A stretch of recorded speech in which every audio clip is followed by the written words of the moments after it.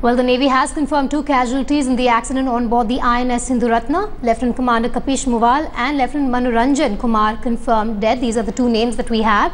These were the 2 officers who were unaccounted for. We have Shiv Arur joining us live from the newsroom. Shiv, the Navy's worst fears coming true as we speak. That's right. Very tragic to bring this news to our viewers at this time, Vedika. Remember yesterday the Navy had in fact told headlines today that they feared the worst, even though officially for over 24 hours now the official position has been that both of those officers were missing. Now when that battery gas leak happened at 6:30 yesterday morning, it happened right below a crew quarters, a crew compartment, and while seven sailors had been evacuated and the other 70 odd persons were accounted for during the inspection, it was noted by the Navy that 2 people were unaccounted for and they were officially designated as missing. The names hadn't been given out.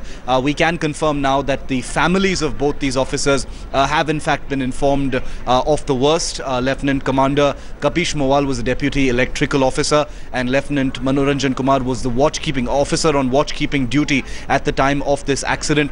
Both young officers, both submariners, really in the prime of their lives. An absolute tragedy, Vedika, at this time. And I also want to draw viewers' attention to the fact that the accident that's taken place on board INS Sindhuratna is very similar to what happened on board the INS Chakra submarine, then called the Nerpa, in 2008, in which 20 Russian sailors had actually lost their lives. Now, of course, very preliminary information as far as the submarine is concerned. We're hearing from our sources that the Navy will be making an official statement about these latest developments in a very short while from now, but the families have been informed of the worst.